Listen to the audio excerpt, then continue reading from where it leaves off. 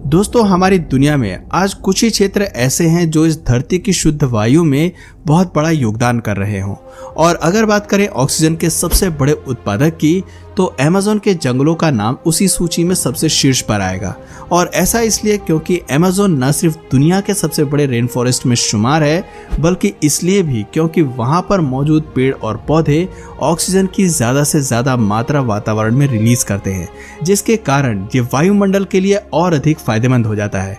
लेकिन क्या आपको पता है, आज से करोड़ों साल पहले हुई एक तबाही ने जहां धरती पर से कई मासूम जीवों का सर्वनाश कर दिया था, तो वहीं दूसरी ओर उसी तबाही के कारण आज इंसानों के लिए सबसे बड़े वरदान के रूप में जो अमेज़न के जंगल खड़े हैं, वो उसी तबाही का नतीजा है।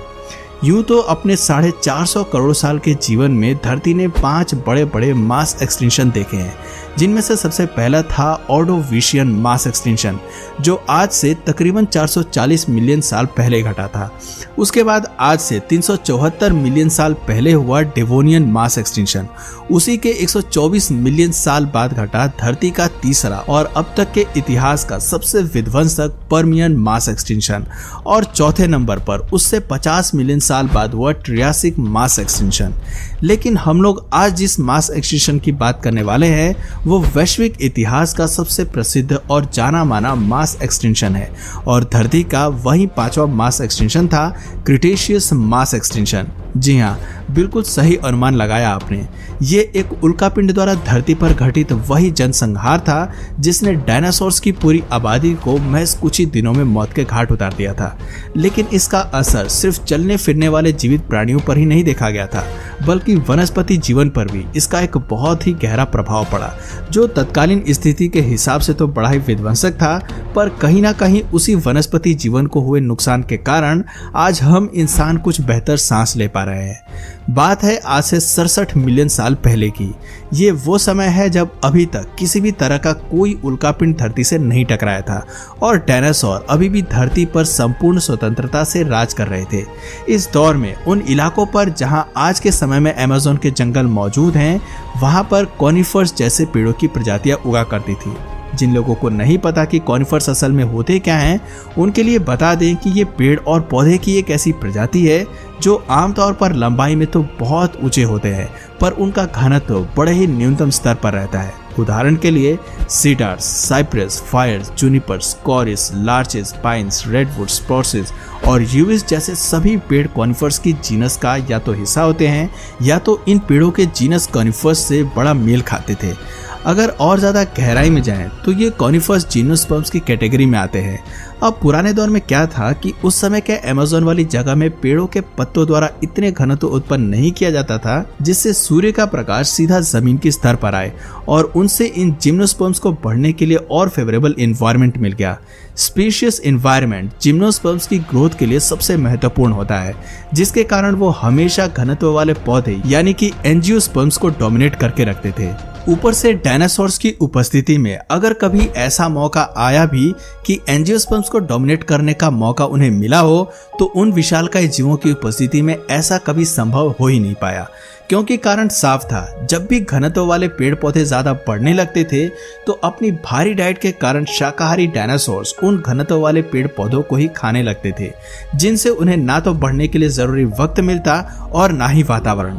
लेकिन ये सभी परिस्थितियां एक झटके में उसी वक्त बदल गईं जब धरती पर एक 12 किलोमीटर की चौड़ाई वाला उल्कापिंड गिरा, क्योंकि जैसे ही वो उल्कापिंड धरती की सतह से टकराया, संपूर्ण संसार में मानो जैसे रेडिएशन और धूल की ऐसी सुनामी आ गई जो शायद ही जीवन की शुरुआत के बाद किसी भी जीवित प्राणी ने कभी देखा होगा।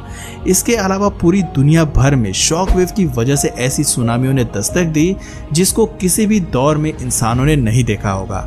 वहीं दूसरी ओर उड़ती हुई धूल के कारण धरती के कई कोनों में इतनी मोटी डस्ट की परत जम गई कि सूर्य की किरणें उन क्षेत्रों में कई सालों तक पड़ी ही नहीं, और इन्हीं विध्वंसक घटनाक्रमों के परिणाम स्वरूप जमीन के ऊपर उपस्थित 75% आबादी नष्ट हो गई और वहीं 40% वनस्पति जीवन भी हमेशा हमेशा के लिए विलुप्त हो गया।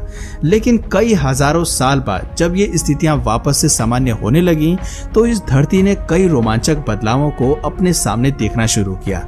जैसे डायनासोर्स की उपस्थिति में स्तनधारी जीव यानी कि मैमल्स संपूर्ण आजादी के साथ धरती के ऊपर घूमने लगे। और उसके बाद जीवन की शुरुआत कैसे हुई, इसके लिए आप हमारा पुराना वीडियो तो देख ही सकते हैं। जहां एक तरफ जीवन एक नए सिरे से पनप रहा था तो वहीं एक इलाका ऐसा भी था जहां एक नए स्वरूप की शुरुआत हो चुकी थी। और ये वही इलाका था जहां आज के दौर में अमेज़न के जंगल खड़े हैं। ये वही क्षेत्र है जहां उल्कापिंड के टकराव से पहले कॉनिफर्स जैसे जिम्नोस्पर्म्स अपना दबदबा बनाकर रखते थे। लेकिन उल्कापिंड के टकराव के बाद इस क्षेत्र का वनस्पति जीवन बहुत ही बुरी तरह से दुर्घटनाग्रस्त हो गया, जिसके कारण उस बड़े से जंगल के तकरीबन 60% पौधे या सामान्य भाषा में कहें तो आधे से ज्यादा कॉनिफर्स तबाह हो गए थे और सब कुछ वापस से शुरू होने लगा था। क्योंकि इस बार ना तो घनी झाड़ियों को खाने वाले डायनासोर्स थे और ना ही वातावरण में पहले जितनी स्थितियां, जिसके कारण वातावरण पूर्ण निष्पक्ष हो गया। और ये एक सुनहरा मौका था जब जिम्नोस्पर्म्स और एंजियोस्पर्म्स की इस लड़ाई में कोई भी बाजी मार सकता था। लेकिन शायद प्रकृति एंजियोस्पर्म्स के पक्ष में ज्यादा झुक गई। इसकी वजह ये थी कि शुरुआती समय में जब धीरे धीरे आसमान खुलने लगा तो सूर्य की किरणों की उतनी मात्रा में उस जगह पर नहीं पहुंच रही थी जितनी पहले के दौर में पहुंचा करती थी। और कुछ बायोलॉजिस्ट ये बताते हैं कि जिम्नोस्पर्म्स को एंजियोस्पर्म्स से ज्यादा लाइट की आवश्यकता पड़ती थी। जब यही परिस्थिति परिवर्तित हुई तो सूर्य की किरणों के अभाव में घने घने एंजियोस्पर्म प्रजाति के पेड़ों को उगने का मौका मिल गया और इसी मौके का फायदा उठाते हुए वो सब तेजी के साथ पनपने लगे और महज कुछ ही सालों में उस पूरे क्षेत्र में अपना दबदबा बना लिया।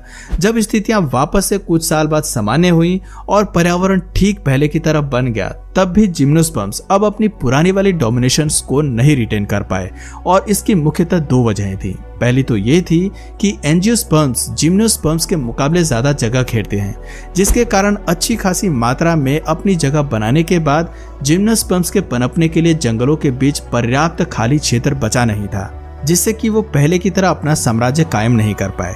दूसरा कारण था कि एंजियोस्पर्म्स का घनत्व, जैसा कि मैंने पहले ही बताया था कि जिम्नोस्पर्म्स को एंजियोस्पर्म्स के मुकाबले ज्यादा सूर्य की रोशनी की आवश्यकता है।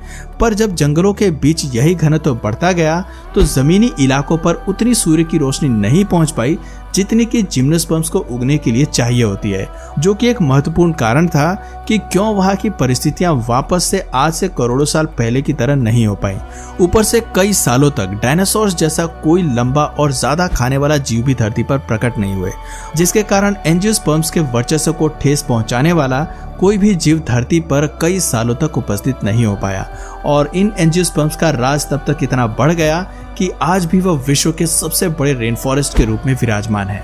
हालांकि जो करोड़ों सालों तक कोई भी जीव नहीं कर पाया, वही शर्मसार हरकत हम इंसान अपनी ही कब्र खोदने के लिए कर रहे हैं। ब्राजील के इन्हीं अमेज़न रेन फॉरेस्ट में आजकल इतनी ज्यादा पेड़ों की कटाई हो रही है कि डिफॉरेस्टेशन रेट हर महीने एक नया रिकॉर्ड बना रहा है और आंकड़े इतने हैरान करने वाले हैं कि हम इंसानों ने महज कुछ ही सालों में तकरीबन 17% अमेज़न के जंगलों को खो दिया है। जी हाँ, 17%।